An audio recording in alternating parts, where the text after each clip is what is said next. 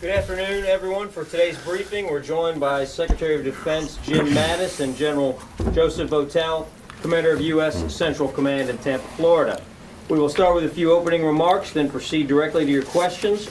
We're planning to go for around 30 minutes. With that, Mr. Secretary. Well, thank you, Steve. We're on right now? Yes, sir, we're live. Okay, good afternoon, ladies and gentlemen. I previously released a statement on the U.S. military's response to the Syrian regime's use of chemical weapons. I thought this was an appropriate time now for General Votel and me to update you on the military action itself. Last Tuesday, on the 4th of April, the Syrian regime attacked its own people using chemical weapons. I have personally reviewed the intelligence, and there is no doubt the Syrian regime is responsible for the decision to attack and for the attack itself. In response to the attack, our government began a deliberate process led by the National Security Council to recommend diplomatic and military options to the President. We met over several days, and I spoke with some of our allies. The National Security Council considered the near century-old international prohibition against the use of chemical weapons, the Syrian regime's repeated violations of that international law, and the inexplicably ruthless murders the regime had committed. We determined that a measured military response could best deter the regime from doing this again. As always, we examined how best to avoid civilian casualties in the execution of the strike, and our actions were successful. Based on these considerations, on 6 April, the President directed military action consistent with our vital national interest to deter the use of chemical weapons. This military action demonstrates the United States will not passively stand by while Assad blithely ignores international law and employs chemical weapons he had declared destroyed. We were aware of the presence of Russians at the airfield and took appropriate actions to ensure no Russians were injured in the attack. Our military policy in Syria has not changed. Our priority remains the defeat of ISIS. ISIS represents a clear and present danger, an immediate threat to Europe, and ultimately a threat to the United States homeland. In closing, the Syrian regime should think long and hard before it again acts so recklessly in violation of international law against the use of chemical weapons. General Votel will now provide further information on the strike. Thank you, Mr. Secretary. As Secretary Mattis stated, United States Central Command was directed to develop military options in response to the Syrian regime's use of chemical weapons. We did that and developed a target strike package with the goal being to eliminate those capabilities, including airframes, equipment, and fuel supplies that provided offensive military capacity for the regime from Shayrat Airfield. We did not deliberately target personnel in these strikes. Once the order was received, we targeted 59 locations on the airfield and struck 57 of those. We assessed that we achieved our stated objective, and the regime's ability to generate offensive military capability from Shayrat Airfield, which we assess was the launching point for this chemical attack, has been severely degraded. We are obviously paying close attention to the environment in the wake of these strikes and remain appropriately postured to respond as necessary. Meanwhile, we are focused on the Defeat ISIS campaign, which remains our primary mission. In closing, I want to commend the exceptional skill and professionalism of our military forces involved in this strike operation. They performed extraordinarily well, and we are very, very proud of them.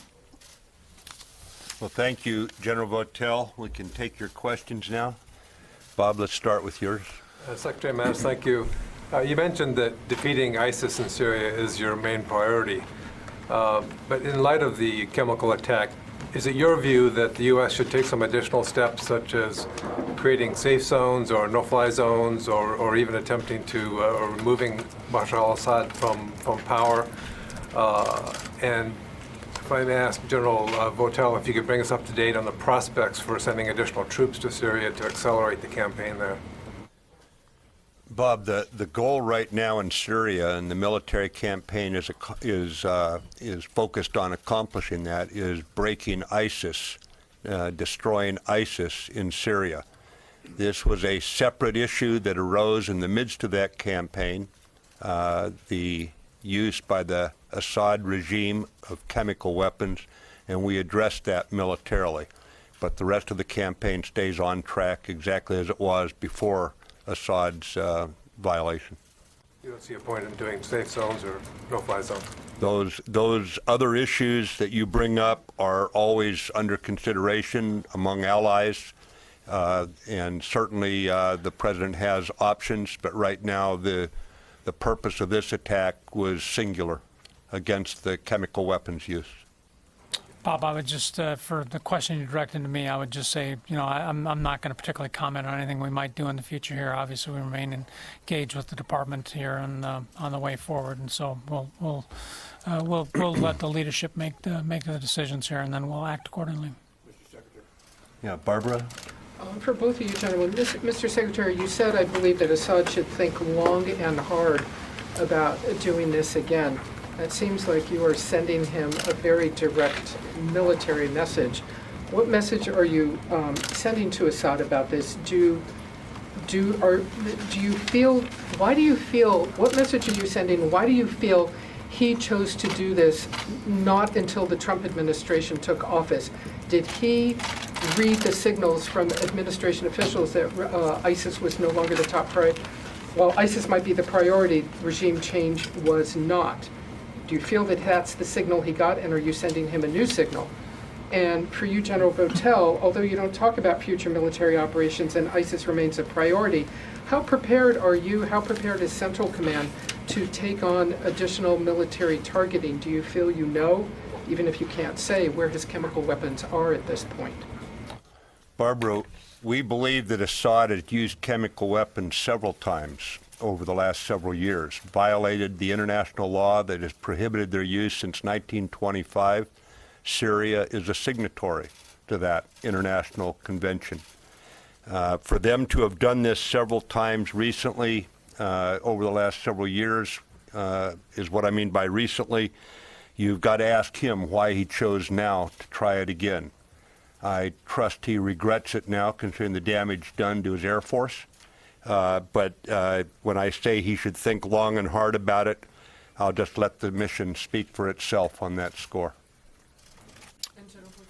Barbara, I would just say that, you know, as the U.S. Central Command commander, I'm very confident that we can respond to any directions or orders that the Secretary or the President give us in the region. Do you know where his other chemical weapons are? Yeah, again, I'm not going to speculate on what we know or don't know here, but again, I remain very confident in our forces and our ability to respond when we're asked to do things. Mr. Secretary.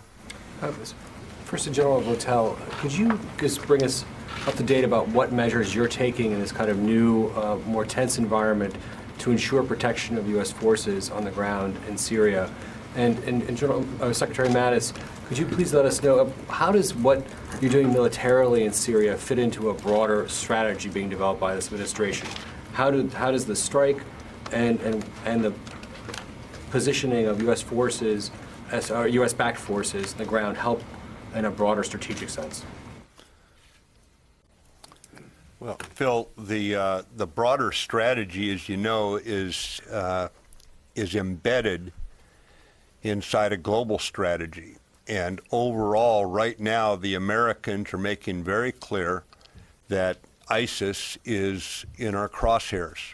And that's what our conduct of the campaign in Syria is designed to take on ISIS and defeat them. This other effort that came up in the midst of that had to be addressed because it addresses a vital national interest of ours that chemical weapons not be used, that the bar not keep getting lowered by the Assad regime so this becomes commonplace. We had to make a very, very clear statement on this. Phil, I would just add that, you know, force protection, of course, is something we always pay attention to, and as the environment always changes, we have to change with that. So we're paying a lot of it. We continue to pay a lot of attention to that. As we executed this operation, I think we took very prudent measures to make sure that our forces, all of our coalition forces that were operating with us, were well protected. We're well aware of what was going on, and we had prudent measures in place. And what we have done is we've trusted our commanders on the ground to with the authority and the decision-making capability to resume operations as they assess the environment. And so I remain very confident in their ability to do that. Can you specify what they are? Anything additional that you could specify that you've done differently? No, I don't think we've done anything differently that we haven't previously done in the past. Jennifer? There have been mixed messages from the administration about whether you are calling for regime change in Syria. Are you prepared are you calling for Assad to step aside, and are you prepared militarily if he were to step aside tomorrow? General Votel, have you seen any evidence that the Iranians were involved in this chemical attack, Qasem Soleimani in particular, and any evidence that Assad is moving his chemical stockpiles around within Syria?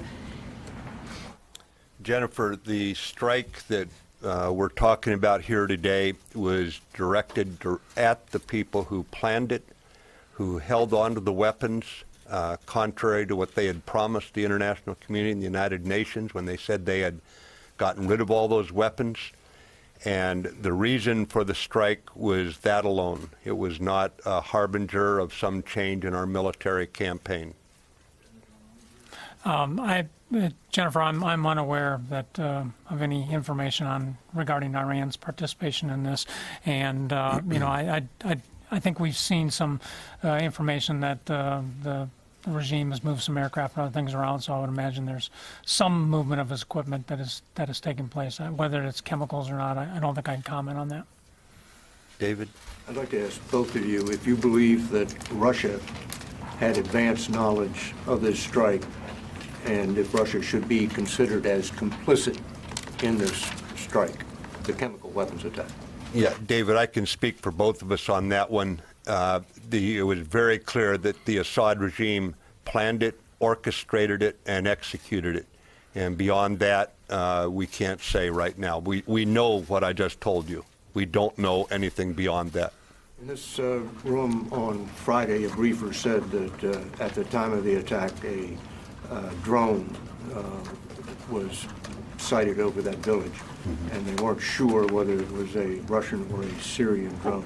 Has it been determined yet whether that drone was Russian or Syrian? I don't know. I will tell you that we have gone back through and looked at all the evidence we can, and it is very clear who planned this attack, who authorized this attack, and who conducted this attack itself. That we do know, with no doubt whatsoever. Yeah, Jay. Mr. Secretary, can you help us understand why the death of innocent men, women, and children from a chemical weapon warrants a U.S. military response, but the deaths of far more men, women, and children in Syria from conventional weapons, barrel bombs, does not warrant a military response? I think what we have to look at here, Jamie, is a policy decision by the United States. There is a limit, I think, to what we can do. And when you look at what happened with this chemical attack, we knew that we could not stand passive on this, but it was not a statement that we could enter full-fledged, full-bore into the most complex civil war probably raging on the planet at this time. So the intent was to stop the cycle of violence into an area that even in World War II, chemical weapons were not used on battlefields. Even in the Korean War, they were not used on battlefields. Since World War I, there's been an international convention on this. And to stand idly by when that convention is violated, that is what we had to take action on urgently in our own vital interest. Yeah, go ahead. General and Mr. Secretary, for both of you, we were expecting a new counter-ISIL plan this spring with these developments. Does this delay that in any way? And what are your thoughts on finding a way toward an endpoint for both the ISIS war and what should happen in Syria with regard to your military campaign and the rest of the whole of government campaign that, General, you've been asking for? Well, the counter-ISIL plan has been put in skeleton form. It's being fleshed out now. This has got to be done in a methodical way, where we look at each element of it. A couple weeks ago, Secretary Tillerson had 68 nations in town with his counterparts, the fellow foreign ministers, and they are working on the stabilization efforts in Syria. This is not the United States working alone. It's a very, very complex security situation, and it's one that we're going to have to address in a very methodical manner. And it's not something you can simply add water to a dehydrated plant and it's suddenly a full-fledged plan. This is hard work, and it's going to take time. I would just add on the part of the question directed to me here. I think, the campaign plan remains where we thought that it would be at this particular point. We're obviously engaged in very difficult fighting in both Mosul and around the Raqqa area, which is where we expected to be at this time, and we anticipated the fighting would be difficult at this particular part, and I think that's exactly what we're seeing. So, again, we certainly won't put a timeline on this. It'll ultimately prove us to be wrong, but I think this is proceeding about the way that we expected it would at this point. Go ahead. Mr. Secretary, if I can ask you about North Korea, the Vinson strike group has now been redirected towards the Sea of Japan in the coming weeks. General Brooks is no longer coming to testimony later this month. Has tension ratcheted up just recently in the past few days, and can you explain why, what has changed just in the past several days or week? And then, General Votel, if I could just ask you, Secretary Mattis mentioned about that Assad has used chemical weapons several times over the last several years. What chemicals have you seen there? Are we talking chlorine or something more specific? Yeah, I can answer the question. You asked him about my answer, if you wish. Right. We have, of course, we've seen chlorine. It's been documented by independent medical authorities. They've been using chemical weapons. So you're correct. That's what we were looking at. As far as the specific than that, or nothing, no other nuclear agents that no other nerve agents that you've seen since, other than the chlorine in the last several years, besides this one attack last week? I believe you're correct, but this time it was not chlorine, quite clearly, and we know that for certain. There's no doubt. This is a medical fact. As far as the movement of the Vinson, she's stationed there in the Western Pacific for a reason. She operates freely up and down the Pacific, and she's just on her way up there because that's where we thought it was most prudent to have her at this time. There's not a specific demand signal or specific reason why we're sending her up there. It's just unusual for us to know about a ship movement in advance. That was sort of what got everyone's attention. So why was that? I mean, why was it put out in advance? Was it just to signal to North Korea that there would be a show of presence there? I believe it's because she was originally headed in one direction for an exercise, and we canceled our role in that exercise, and that's what became public. So we had to explain why she wasn't in that exercise. Yeah, here. Thank you, Secretary Mattis. I wanted to ask about the status of the deconfliction line. When was the last time you talked to the Russians on it? And what has its absence meant for U.S. pilots and coalition pilots? Are they in a more defensive posture at present? So so let me address that. I'm not going to discuss the deconfliction line in any particular detail, but I would emphasize to you, I remain very confident that we are continuing to operate in a very safe and effective manner in the air. The deconfliction line has been very useful for us in the past as a venue for professional airman-to-airman exchange, and it was useful for us on the night of the strike, both in our pre-notification to the Russians and in our immediate communication that we had afterwards. Are we not talking about the deconfliction line because it's not being used at present? No, that's not what I'm saying. No, the operation goes on. It's well deconflicted. The operations are going quite safely right now. Go ahead. Secretary Mattis, you're a student of history, you're a student of strategy. You've talked about red lines, the president's talked about red lines, the Russians have talked about red lines. At what point is there a danger of this spiraling out of control and the conflict between two nuclear-powered countries? I don't believe I've talked about red lines. I generally shy away from it myself. I recommend Assad be rather cautious about violating international law with chemical weapons. I suppose that could be considered a red line, so I won't argue the point. It will not spiral out of control. As you know, Secretary of State Tillerson is in Moscow. We maintain communications with the Russian military and with the diplomatic channels. It will not spiral out of control. What gives you that assurance? I mean, the Russians have been very clear in their rhetoric. I'll take your point that you've not said the word red lines. The Russians have. They're saying that another response, like the one you launched on April 6th, would be a red line for them. How are you so confident that this isn't going to spiral out of control? Well, I'm confident the Russians will act in their own best interest, and there's nothing in their best interest to say they want this situation to go out of control. Yes, ma'am. As you consider the U.S. force posture after ISIS is defeated in Mosul and Raqqa, are you contemplating maintaining U.S. bases or a U.S. base in Iraqi Kurdistan so as to be able to check any further resurgence of an ISIS-like group? The short answer is we are in consultations with the Iraqi government about what the stabilization phase looks like. There have been no decisions. There have been no offers made. Either way, we're in consultation. We're talking about what the tactical situation will probably look like. As you can tell, that some of that would be assumptions right now, since we have an active enemy still in the Euphrates River Valley, in Tal Afar, and of course the ongoing fight there in West Mosul. So that it would be premature to come to conclusions about that now, or even enter into the specifics about it now, until we actually have this enemy on the run out of there. But we would be willing to engage with the Iraq government on how this should look in the future. Yes, go ahead. Hey, Jamie. Has the White House given the military authority to preemptively strike at Syria if, in fact, you had knowledge of a looming chemical attack? And then I had a North Korea question. No. But you've not been given authority to preemptively strike if you know in advance of a Syrian attack? No. No, we have not. Yes. Thank you, Mr. Secretary. Does the U.S. view chlorine, barrel bombs filled with chlorine now as a chemical weapon?